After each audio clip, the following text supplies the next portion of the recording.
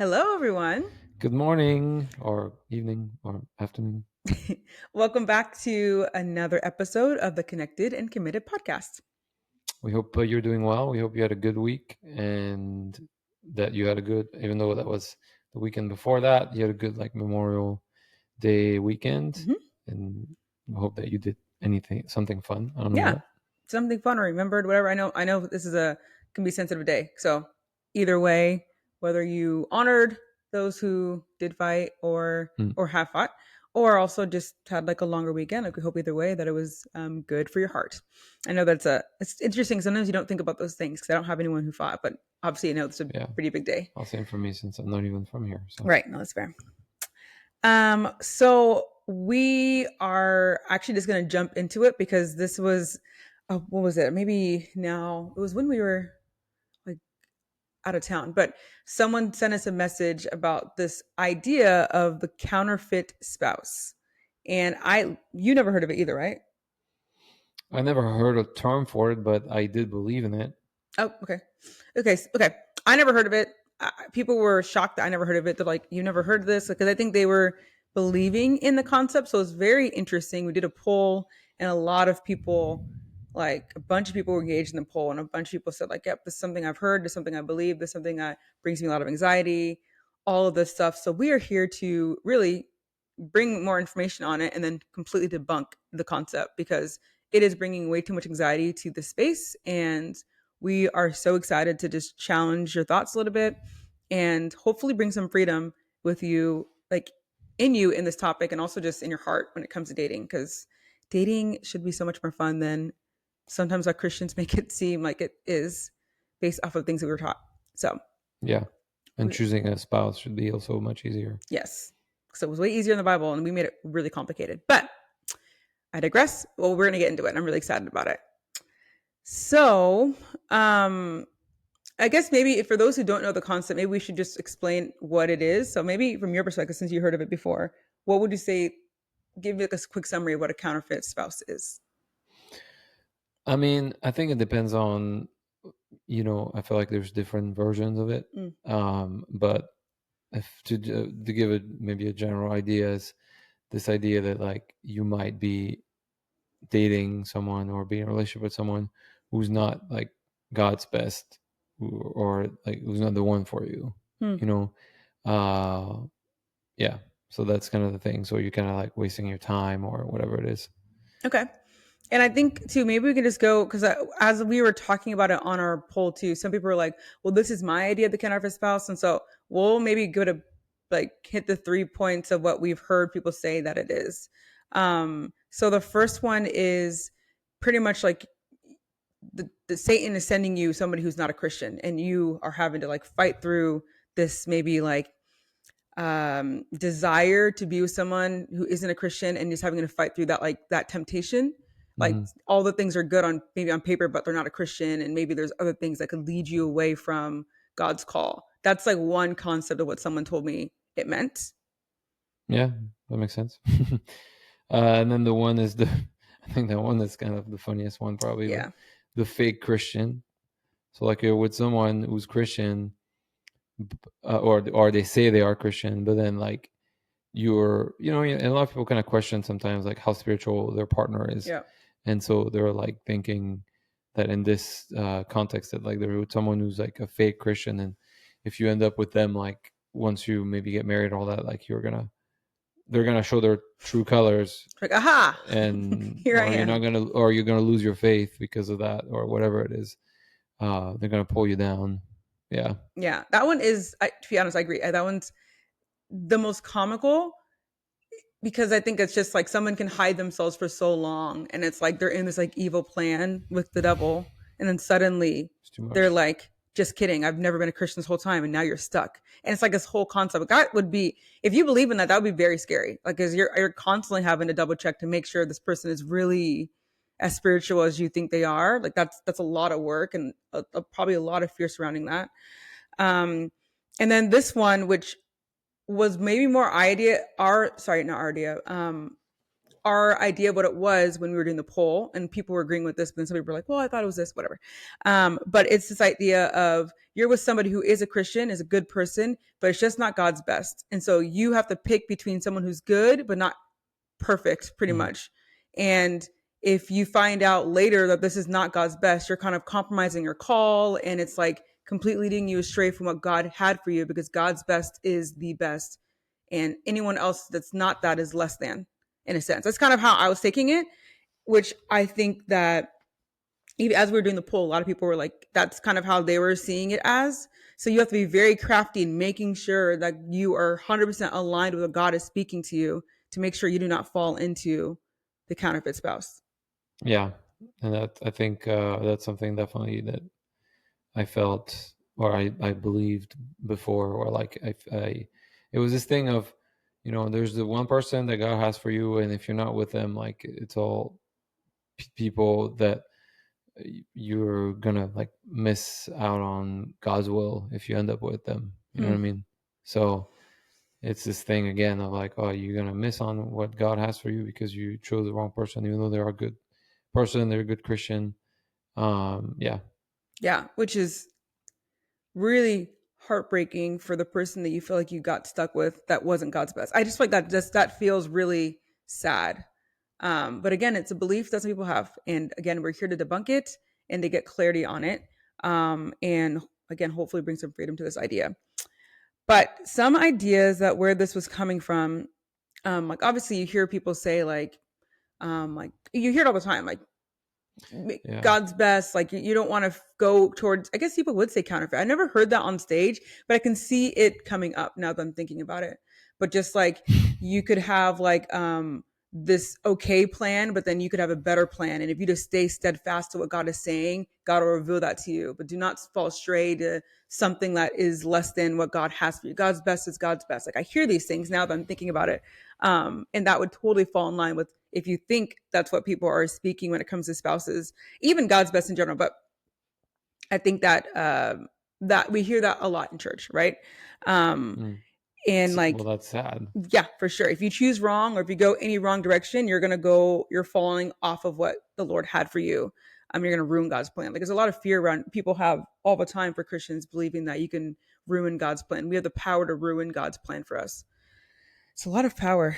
Um, Okay. it's a lot. Yeah. I mean, obviously, I think there's a nuance to that though. Like, I because hear you. the way you're saying it here, I just want to make sure to tell people like we think the God's plan is not as fragile as some Christians believe it is. That's what, Yes. because the way you said it, you didn't really say it anymore, so people might think that you're saying Okay, that sorry. it's I'm trying. I'm fragile. trying to see. I'm sorry. If you were watching me, maybe you can see. I have a little bit of a satirical Oh, tone. sarcastic. Yeah. But yeah, I'm sorry. Make sure. Thank you for saying that. Like, let's make. I'm not believing these are true. Yeah. I'm just saying in a sense of like, man, that's a lot of. I, if you believe that, I can see that that would feel a lot of fear around that A lot of for pressure. sure. A Yeah. lot of So pressure. do you can go against God's plan, Sure. but it requires you to do it intentionally. Yes. Like Jonah. Yeah. That's a To great do example. it requires you to really do it, and you're aware that you're doing that. Yes. That's what makes sense. But if you're a good, like a Christian, and you love God and you have it in your heart to just please Him, then His plan is really not as fragile as you think it is. Like Mm, its plan is so much stronger, and it's so much stronger than you. When we're not faithful, He's faithful. That's what the Bible says. So, yeah. nothing will come in His way and in the way of His word being fulfilled, even Mm, if it's your own mistakes or your own imperfections, your own weaknesses. And that's part of the walk with God. And that's funny because I think a lot of people, when I say that, they would agree with me, mm, but at the same time, practically in their lives, if they believe in something like this, then really you don't believe in that. It's like, or you have a condition that like that's all true except when it comes to like choosing a spouse. mm, And it's like if you choose a spouse, then no, there God's plan is fragile. There's only that one person. I need to make sure I choose it, and I'm not like in unconsciously or unintentionally choosing wrong. mm, You mm-hmm. know, Yeah. so that's the thing. Yeah. And I think too, the person who DM'd me gave me this example of what maybe where this idea came from. And so we'll just talk about that for a sec before we get into more of the our thoughts behind it. It's the idea of Abraham, Sarah, and Hagar, and like uh, Isaac and Ishmael. And so God had a plan for Abraham and Sarah, and instead of them following and staying patient with that, they had Abraham have sex with Hagar, and then they had a baby, and that became Ishmael. And that's like, this was not God's best. And they kind of fell into the temptation of like creating their own plan instead of actually waiting for quote unquote God's best, because Isaac was blessed, Ishmael was still blessed, right? Because he was like, God still Just crazy. completely blessed him, even though out of Abraham's and Sarah's choice, God still blessed that. So let's just make that clear, because some people have been. I think that's where I was really taken aback by this concept, because what I'm hearing them say is this wasn't like Satan can send this idea and then we can do it, and that completely ruins God's plan. Which, if we're talking about it in a spouse way, especially in the last concept of this person's so Christian, is so a good person, but just wasn't what God had for them, we are saying that like one choice that we make, God, like it means that it's bad and one is good. And if we see how Abraham and God still blessed Abraham and Hagar's baby Ishmael and like all the descendants, like it's so princes, that God still blessed that line, even though they chose to take things in their own hands. And so what that goes to me shows to me too, in a sense, is like, even if we do another plan that's different, Well, less than. or yeah, in this concept, fine, less than what we felt like God was saying, God can still use those things and God can still bless that. And when it comes to a spouse, in reality, what I'm trying to say too, when it comes to a spouse, is the fact that we actually have the choice to choose. And so in the concept of Abraham and Sarah and Hagar, it doesn't really make sense in that same context, because God told Abraham specifically, like, you are going to have a baby through Sarah, period. That is my plan for you. It was very clear. You know what I mean? Like, God told them exactly what to do. It was just a matter of them having to be patient with it. And when it comes to a spouse, a lot of us, like probably 99% of us, God is not telling us this is who you're supposed to marry, this is who you're not supposed to marry. God just allows us to choose. So what we're saying is we have the power to choose wrong, even though God has not told us who to choose. You know what I mean? Like, I think that's where I get the concept. I don't understand maybe Yeah. the intensity of it. Well, I think God in this story, the difference is that Abraham was married already. Right. He wasn't trying to choose a spouse, so For sure. there's So it's not even the already same thing. Yeah. there's already that thing. But it's, for me, I wouldn't even say that he had the freedom to choose to do, like, he already was married. And to be honest, I don't remember, is it in the Bible how he chose Sarah and all that? If I'm correct, she was just there. She was like in that, like she was a sister. Yeah. Like they're related. Like it's like a Okay, one so it one was person kind to of just move. So that circle, yeah. yeah. But then obviously with the servant, like that was, like I said, there was intentional Right. disobedience. Yeah. Like, that was disobedience, and well, God still like kept his word, which is kind of crazy, because even like he disobeyed, he still kept his word. And I guess he didn't have to, but he's a man of his word, so he did. uh but it's interesting that, like, even though, he disobeyed, like, first of all, there was forgiveness, because God still, like, was faithful to Abraham and gave him a son, Mm. Isaac, later on. But it took a while. And so here, I don't even think that applies to that, like the counterfeit spouse thing. I really No. don't. That has nothing to do with that. So I and I don't see that in in the Bible, except for, okay, I'm thinking about Samson, but again, that was intentional disobedience. He Mm. chose a woman from the wrong tribe, and it was forbidden. He said, it was said to him that he wasn't allowed to do that, and he did it. Yeah. And then And God guess made it what? very clear. Yeah, and then I think that's what I'm saying. what? Yeah. Like, he fell off, and so in that aspect, we can call it a counterfeit spouse. But I think what bothers me with this concept is, again, this, and I can speak that because I was in the church that was very much like that, where there's a fear-based theology around everything, Mm. and it really bothers me that churches teach Christians to be afraid Yeah. and teach Christians to be on their guard constantly. It's like, be watch out for the devil. The devil wants to, he's always like, what the Bible says, yeah, he's looking, who to devour, Sure. and that's true. But like, it doesn't mean we need to be constantly afraid. Like, that's not what the Bible is talking about. It's not about, like, we shouldn't be walking around constantly looking for what the devil is doing and making sure that we're not doing what the devil is wanting us to do. Yeah. You know, we're not, as Christians, we have a spirit of power, of love and sound mind, Hmm. and not a spirit of fear. So we should be walking with confidence, and we should be walking with Yeah. trust, and not worry constantly. And I know, because my dad's kind of like that, sadly. Um, and I know a lot of Christians who have the theology like that, where like they're more aware of what the devil is doing than Yeah. what God is doing. Yeah. And so, really, is God your God? And they call themselves prayer warriors. And Hmm. like, well, why are you still trying to fight when like the fight is already over? Like, I don't think we should be spending hours praying against what the devil is doing. Mm. I think we should be worshiping, and that's how we're going to see God's kingdom on earth. But that's a different topic.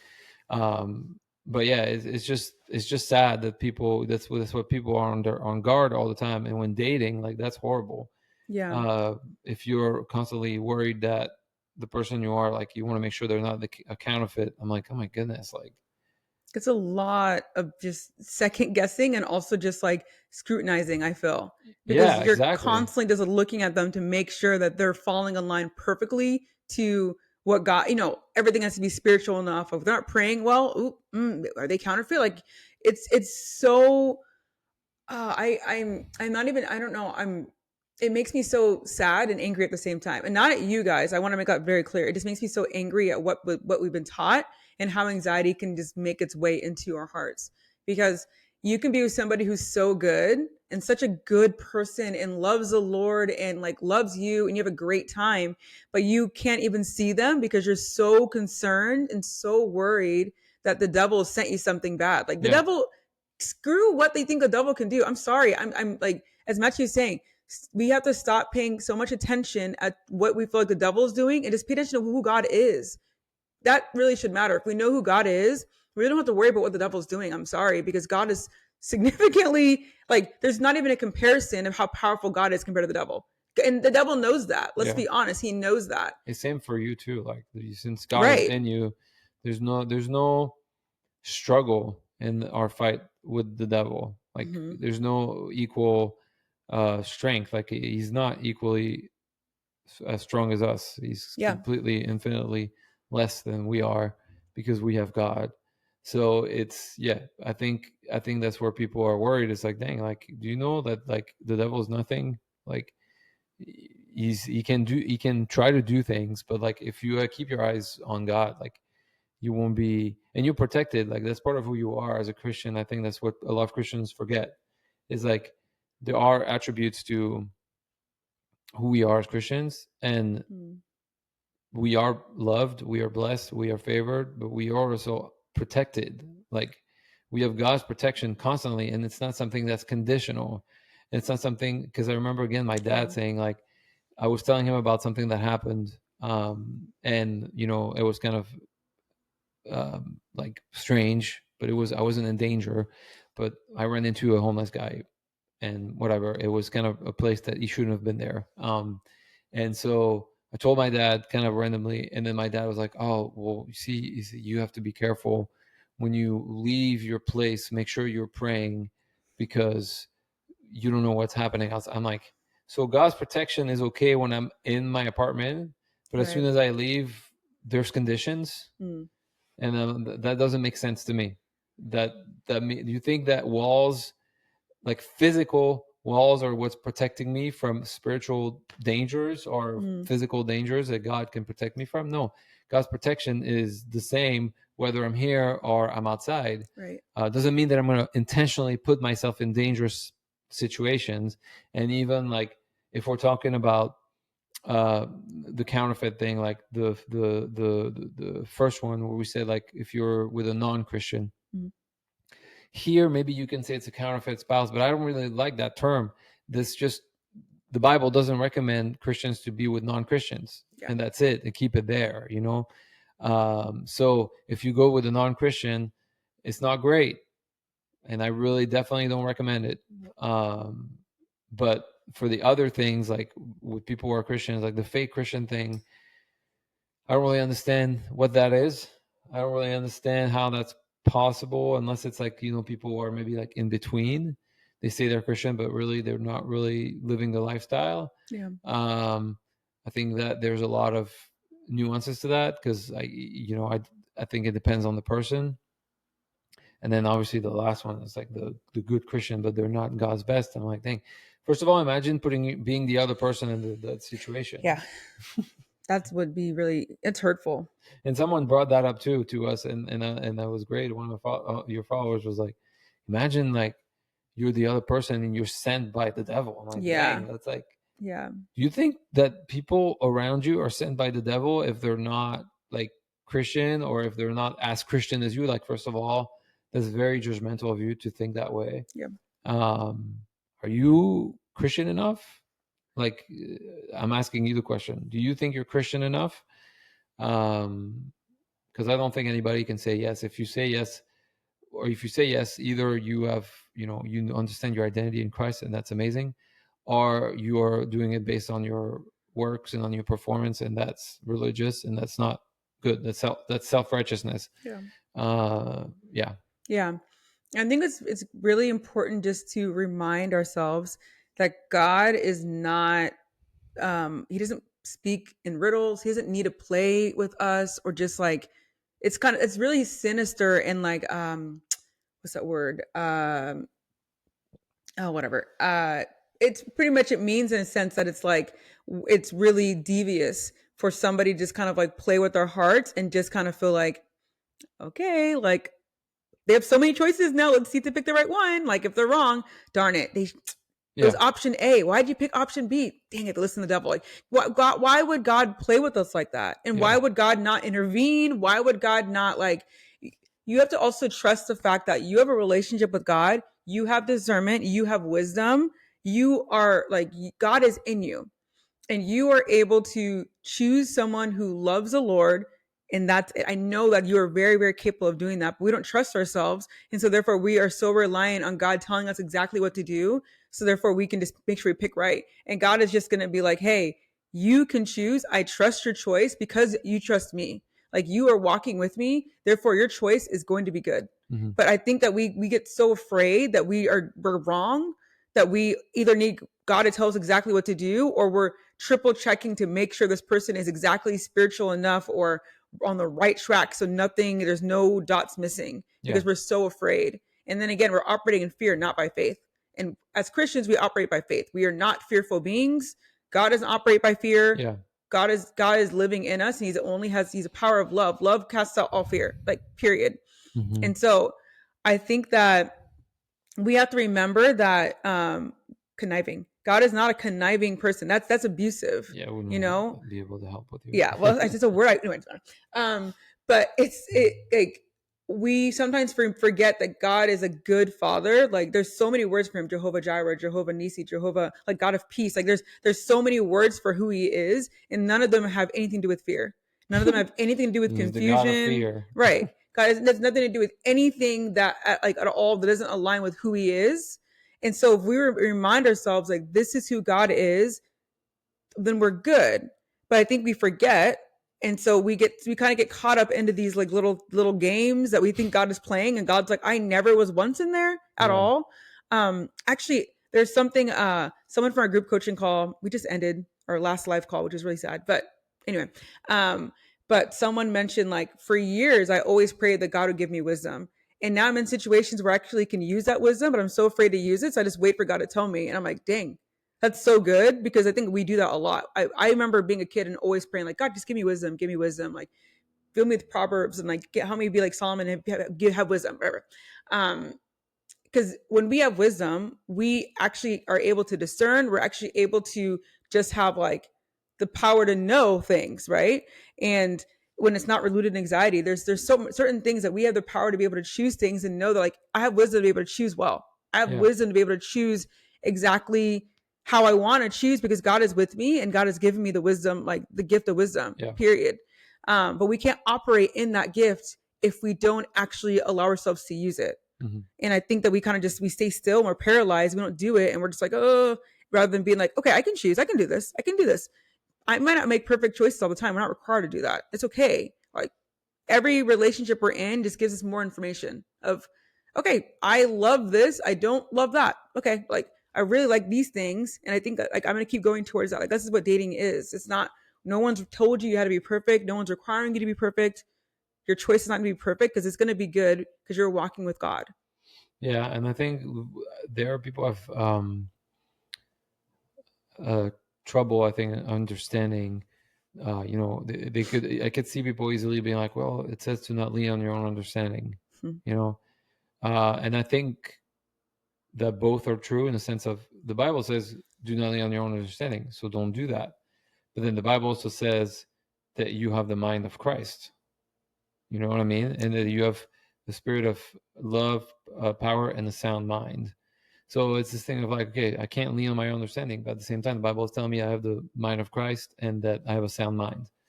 You know, and I think for me, the way I kind of navigate that, because I used to think like that too, where like I feel like, well, I can't lean on my own understanding. So as soon as like some kind of decision needs to be made, I need to really make sure that like what I'm doing is not what I want to do, but what God wants to do.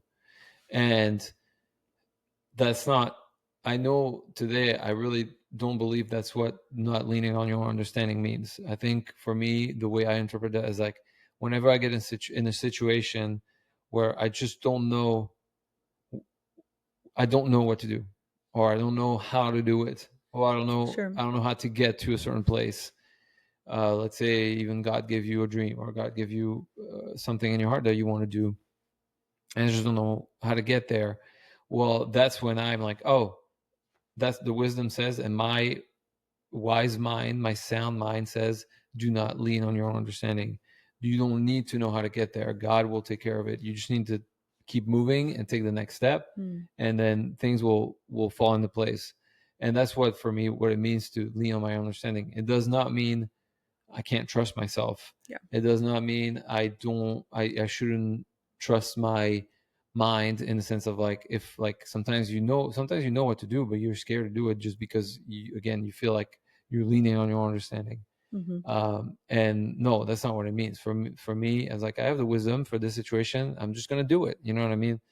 Uh, but if I feel like I'm switching to a fear mode, anxious mode, where I'm trying to figure things out on my own and I feel overwhelmed, then that's when I'm like, hey, I'm not going to lean on my own understanding and I'm going to put it in God's hands.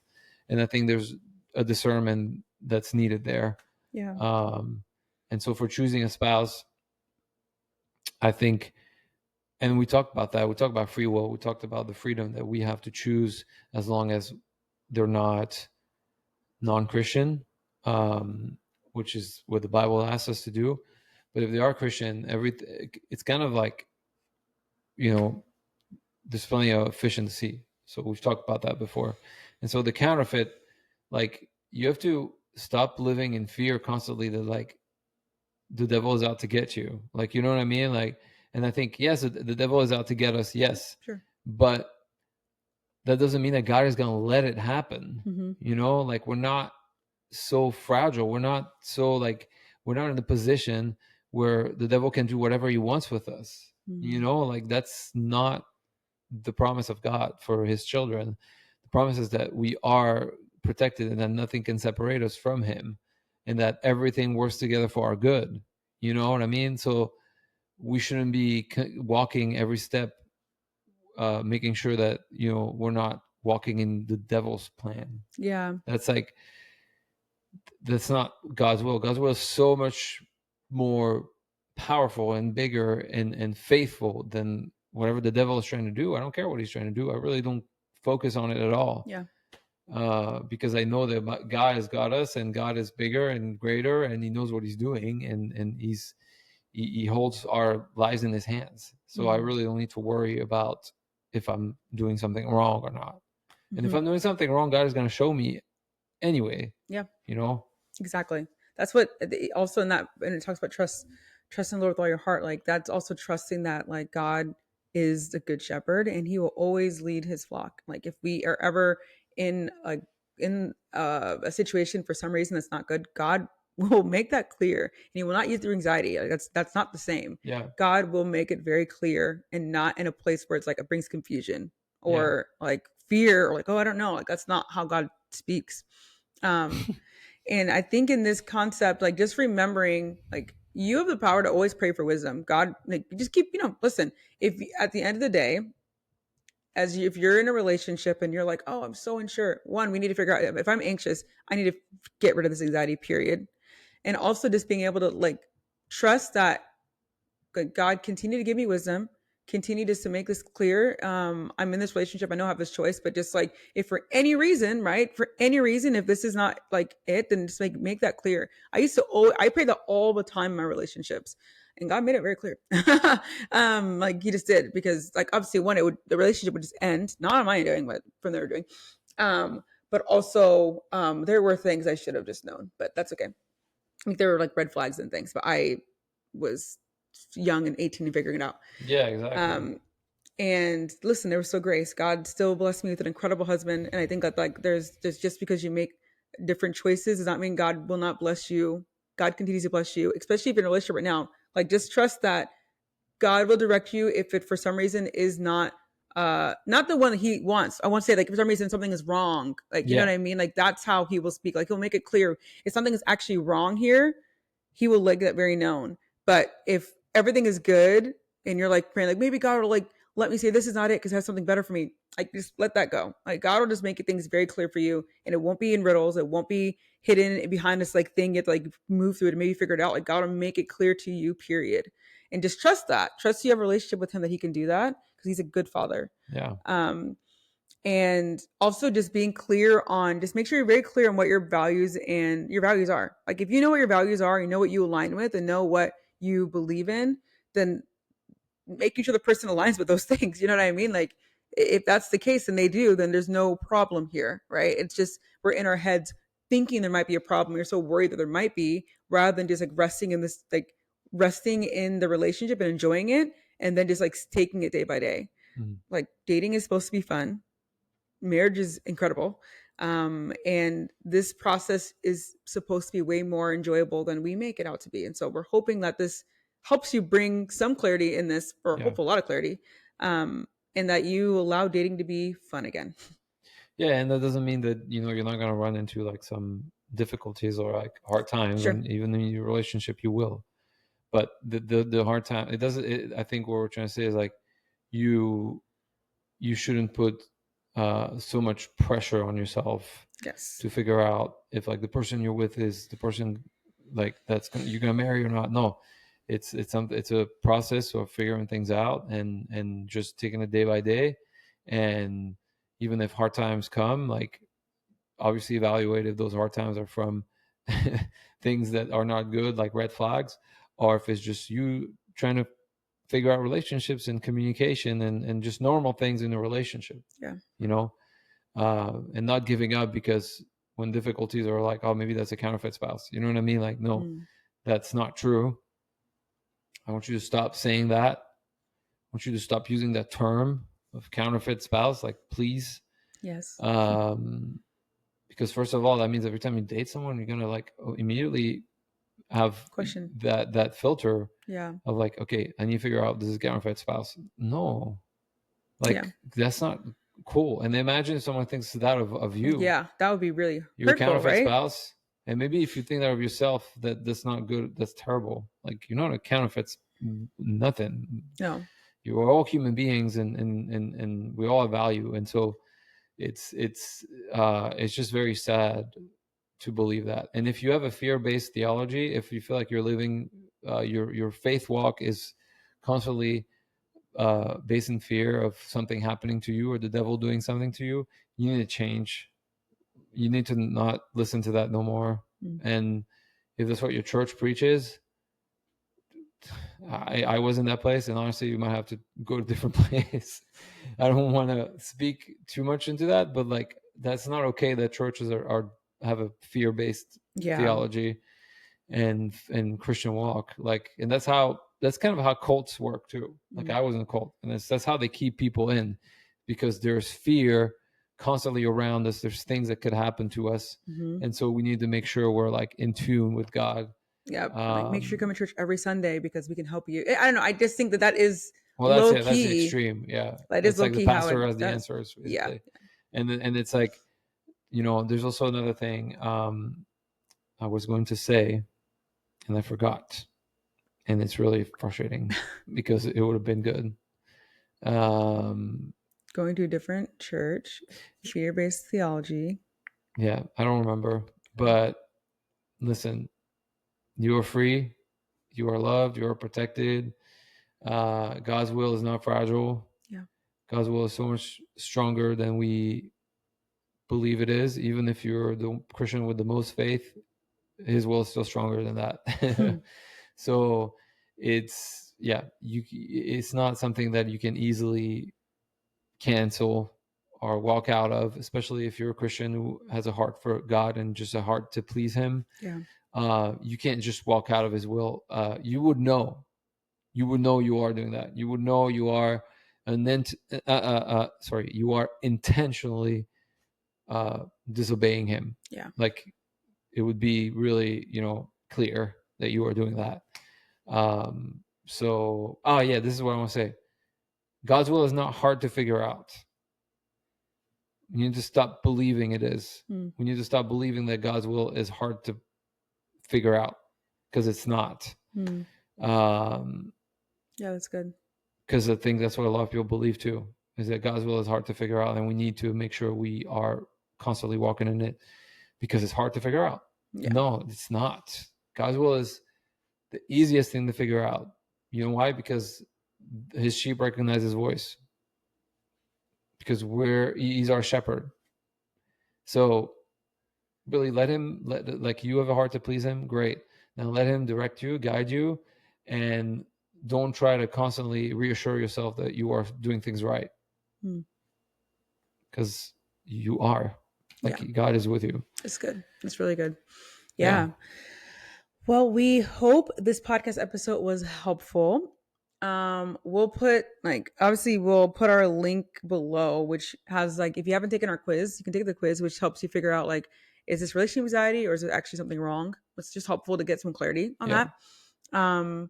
We also have maybe sometime in the very near future we're going to have a wait list for our course coming out, and this will be helpful too because it's going to just really help you get very step by step on how to get freedom from relationship anxiety. It's the most hands-on thing we have, Mm-hmm. and it's really really impactful. So we'll put a waitlist link will be out in the near future, so look up for that.